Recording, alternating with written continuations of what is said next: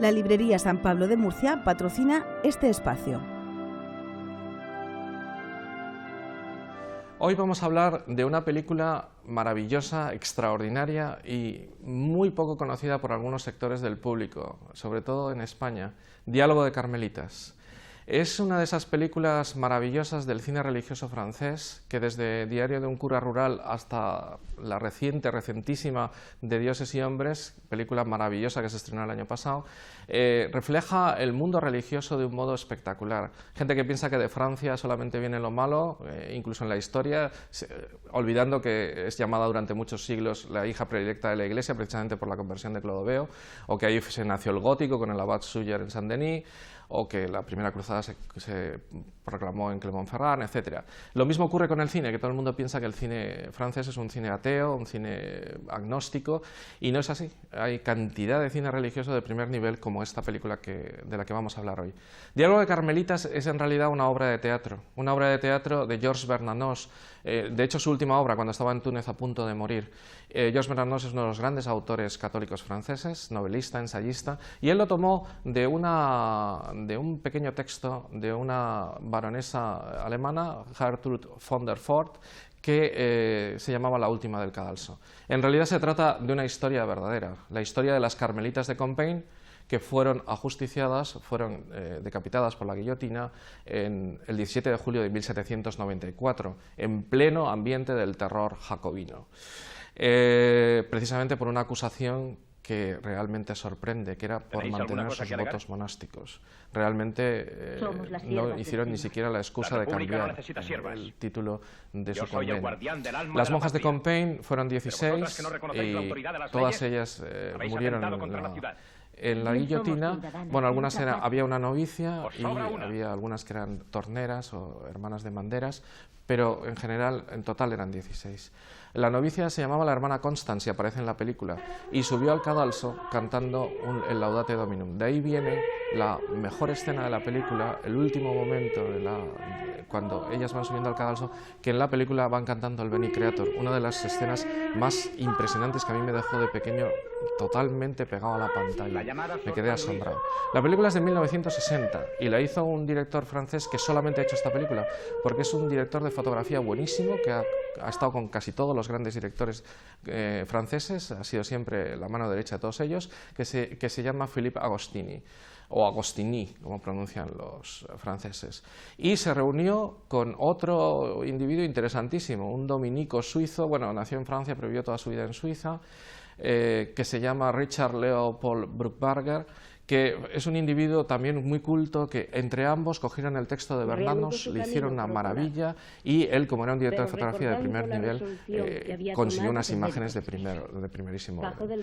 La película se inventa dos personajes. El personaje que interpreta Jeanne Moreau, que es el personaje de la monja María Teresa de San Agustín, que es una monja que, digamos, se queda un poco al margen y que es el catalizador de toda la película, junto con la protagonista, que es la hermana Blanca, que realmente se llama Blanche de la Force. Curiosamente es una persona que tiene muy poca fuerza interior, sin embargo su apellido es así, de la Force, es fuerte, y que es una aristócrata que se mete en el convento sin demasiada vocación, y a través de sus ojos y de las hermanas Teresa veremos toda la película.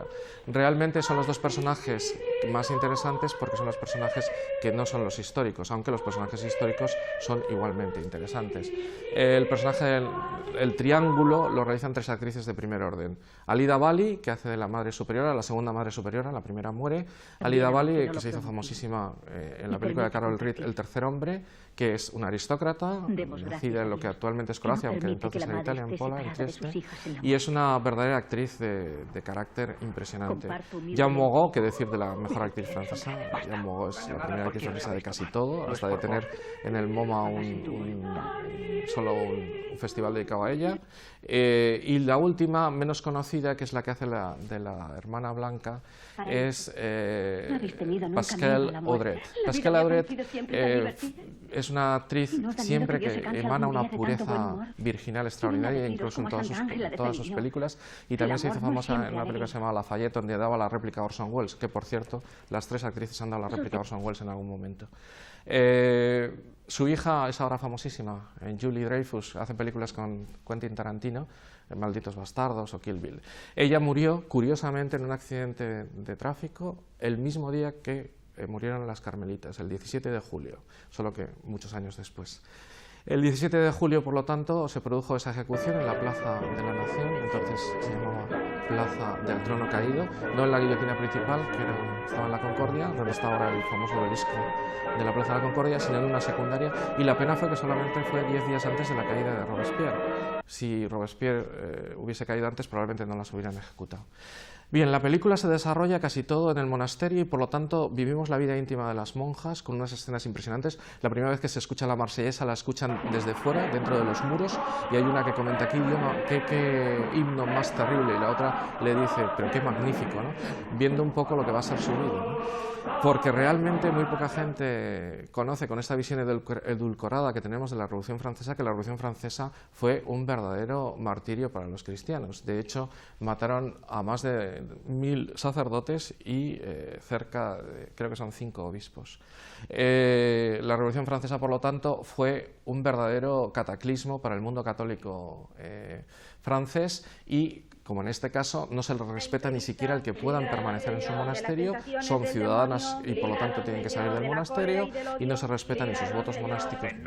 La película es absolutamente entrañable, se plantean todo tipo de temas sobre la soledad, sobre la entrega, sobre la verdadera importancia que tiene seguir y ser coherente a los votos emitidos, sobre la religión frente a la revolución, frente a un mundo que está cambiando estrepitosamente y que las monjas parecen conservar en su interior porque precisamente lo suyo es contemplar y estar absolutamente metidas en su mundo y en Dios porque ese mundo les llena de tal modo que no necesitan más, que es algo que no entienden los revolucionarios cuando entran a saco. Otra de las escenas maravillosas de la película, cuando entra la chusma de la iglesia rompiendo todo y el sacerdote tiene que guardar los elementos y salir huyendo. Como otra escena bien bonita de este sacerdote dándoles la bendición cuando van hacia el cadalso oculto entre la multitud.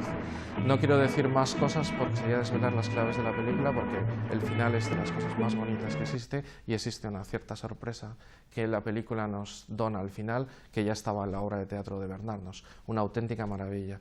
La obra se estrenó en España en el 52 y fue una obra pues muy famosa. Manuel Dicenta, Mari Carrillo fueron los primeros que la interpretaron, y incluso ha tenido una ópera de Poulenc que también está grabada en DVD, se puede conseguir en una representación de las muchas que han tenido ocasión.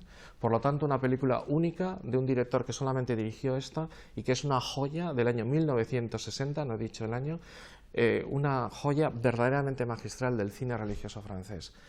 Realmente de visionado casi obligatorio si alguien quiere conocer lo que fue la Revolución Francesa en esta faceta de su persecución religiosa y lo que es el cine francés en su faceta religiosa. La librería San Pablo de Murcia patrocina este espacio.